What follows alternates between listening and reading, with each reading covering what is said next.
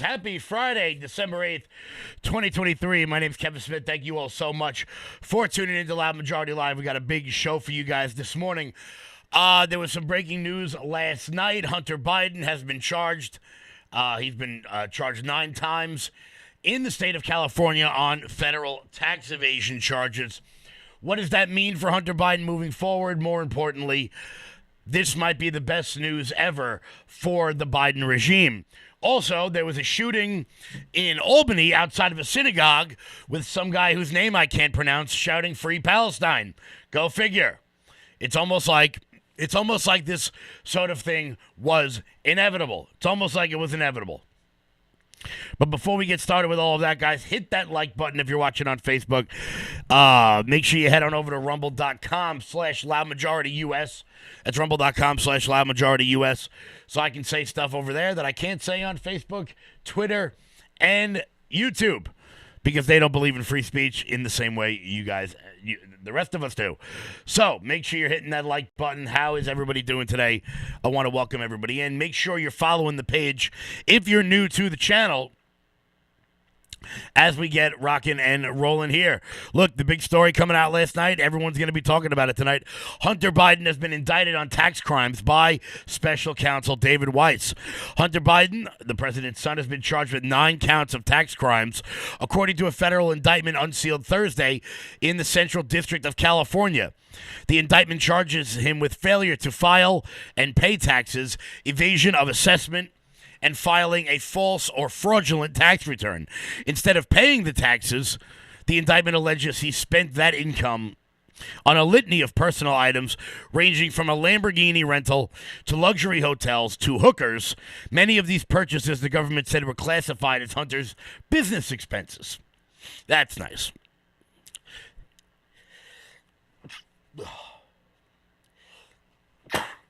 Wow. About 1,000 hours on air, and that's never happened. Federal prosecutors allege Hunter Biden engaged in a 4-year scheme to not pay at least $1.4 million in federal income taxes for the years 2016 through 2019. During these years, from 2016 through October 15th, 2020, Hunter Biden made over $7 million in gross income, according to the indictment. The indictment makes references to a range of business relationships that brought him income that the government alleges provided him with sufficient means to pay the taxes. That includes a $1 million payment from a Chinese businessman who had been indicted in the United States. The indictment also includes references to years of drug abuse, debauchery described in Hunter Biden's own memoir, citing the lavish spending as evidence that he had funds to pay the taxes but chose to spend his income on his lifestyle. And in many respects, the new bunch of charges match with the allegations leveled last summer by 2 IRS whistleblowers who came forward after an initial round of tax charges in Delaware. In their estimation, fell well short of the charges that could have been levied. The special counsel alleges that once Hunter Biden did not file his 2018 tax returns, it included false business deductions in an effort to reduce his tax liability. So let's just be clear about this. Right now, Donald Trump sits in a New York courthouse for undervaluing his taxes, for undervaluing his assets, despite the fact that if Donald Trump wanted to do the stuff he was trying to do, he would have had to inflate his assets, not depreciate them. Meanwhile, were it not for the IRS whistleblower, nothing would have happened to Hunter Biden. Now, I want to be clear about this. Obviously, you can see the timing of all of this. Hunter Biden is set to testify before the House Oversight Committee and James Comer and Jim Jordan. The one part of that whole thing that I found very interesting, the one part of that thing that I found incredibly interesting was that James Comer and Jim Jordan wanted Hunter Biden to testify behind closed doors. But Hunter Biden and his attorneys insisted that it be out in the open. And that was the part of this puzzle that I couldn't understand. Why would Hunter Biden want to testify out in the open? Why would he want to do that? That doesn't seem to make any sense to me. And now we know why. He wanted to testify out in the open because he knew this indictment was coming down. He knew he was going to be indicted. Therefore, if he testified out in the open, he has to plead the fifth on everything. He's going to go up there and say, look, because of the recent indictments, I'm not allowed to answer any questions. Turning the entire thing into even more of a farce than it would have already been. The reason why House Republicans have been slow playing the Hunter Biden investigation is because of the winter recess that is coming up. That is incredibly obvious. They wanted the last thing. Look, Congress is only in session until December 15th. Then they go home for Christmas. They're home for all of January, and I believe they're home for a little bit of February as well. They wanted the last thing they did to be the Hunter Biden testimony. That way you and I and the news media would be out there talking about it for the entire time they were home for January. There would be no new congressional business going on. And look, that's a smart play by House Republicans. In much the same way as Democrats wanted the impeachment hoax number 2 under President Trump to be right before the election. That's why they fast-tracked it. So it's all anyone will be talking about right before the election. Mike Johnson and House Republicans wanted to do the exact same thing to Hunter Biden.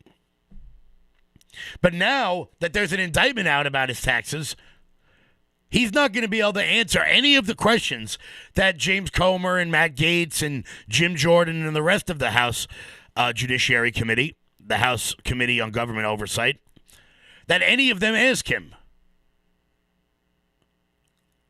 He's going to plead the fifth the entire time. And then idiots like Dana Bash on CNN and racists like Joy Reid on MSNBC will be able to claim for the entire winter break, moving into the Iowa caucuses, moving into the New Hampshire primary, well, there's just no evidence. There's just no evidence. Well, there's no evidence because a strategic indictment was brought down in the state of California. Now, with that being said, many people in the news media are going to try to tell you, well, this is a Trump-appointed judge. This is a Trump-appointed judge that's overseeing the case. I want to make this very clear. Having a Trump-appointed federal judge means nothing. It means absolutely nothing. I don't care who the president is, whether it's Bill Clinton, George Bush, Barack Obama, Donald Trump, Joe Biden. None of them know who these federal judges are. Do you know how many federal judges get put in? Let's just check the federal judge appointments by president. Let's just look this up real quick. The number of people that have been appointed to the federal bench. Here we go. I'll pull this up for you real quick so you can see it.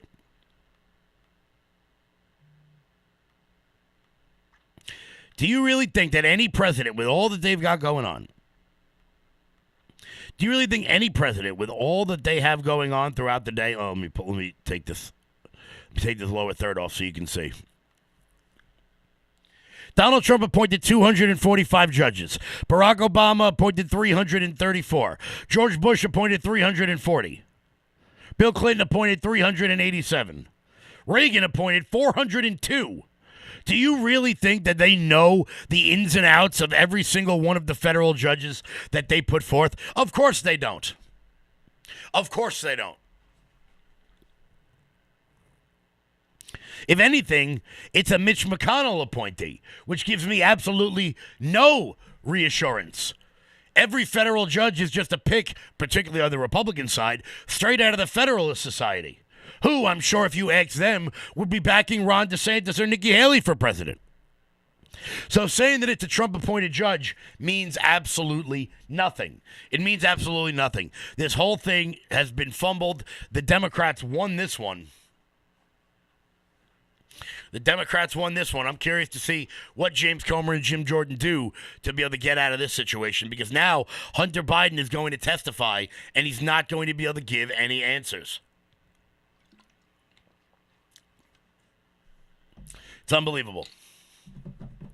I mean, it was a smart strategy at the beginning. However, it has seemed to backfire on House Republicans. Guys, hit that thumbs up button. Share this video out all over the place. If you are new to the channel, make sure you guys hit the follow button, whether you're watching on Rumble, whether you're watching on Facebook. Share the video out so that everyone can get the news real quick before we start. Before we keep going, Mike Lindell. I'm excited to announce that we're having our biggest Christmas sale ever. You get our brand new 6-piece My Towels for only $29.98. Or rejuvenate your bed with a MyPillow mattress topper as low as $99.99. Or how about MyPillow bed sheets for as low as $24.98? There's something for everyone. Duvets, quilts, down comforters, body pillows, bolster pillows, and so much more.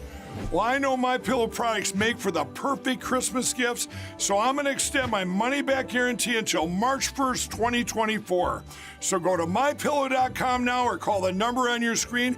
Use your promo code to get huge discounts on all MyPillow products. For example, you get our 6-piece towels for only $29.98. Or get your very own MyPillow bed sheets for as low as $24.98. It's our biggest Christmas sale ever. Get all your shopping done now while quantities last. Guys, head on over to MyPillow.com. Promo code LOUD. That's MyPillow.com. Promo code LOUD for up to 80% off everything on the website. Guys, support great patriots like Mike Lindell who support shows like this one by heading over to MyPillow.com and use promo code LOUD. So, as we move on, there was a shooting up in Albany over the yesterday, which investigators are saying that the events in the Middle East led a man to shoot at a synagogue. 28-year-old, look, I'm not even going to attempt to pronounce this name. Not even going to attempt to pronounce this one. Mufid Fawaz Al-Qadr. Yep, sure. Whatever. If you say so, bro. Shot 2 rounds from a shotgun at a synagogue Thursday afternoon. There was nobody injured, thank God. A 28-year-old man accused of firing 2 rounds from a shotgun into towards a synagogue outside of the Temple Israel on Thursday afternoon has been charged with possession of a firearm by a prohibited person because he allegedly admitted to using marijuana regularly when he was being interviewed. Mufid Fawaz Al-Qadr, whatever, a U.S. citizen who was born in Iraq, allegedly told the Bureau of Alcohol, Tobacco, and Firearms that the events in the Middle East have impacted him, according to the criminal complaint filed by the Albany detective, who is a member of the ATF task force. This guy, whose name I can't pronounce, a resident of Schenectady, because, you know, the common path for migration in this country is Iraq to Schenectady, shouted "Free Palestine" during the incident, according to city police and a person briefed on the matter.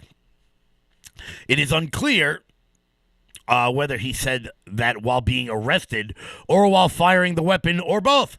I'm not really sure why that matters. The criminal complaint indicts him had waived his Miranda rights and agreed to speak to law enforcement on Thursday after he was taken into custody and brought into the Albany Police Department. Nobody was hurt, thank God.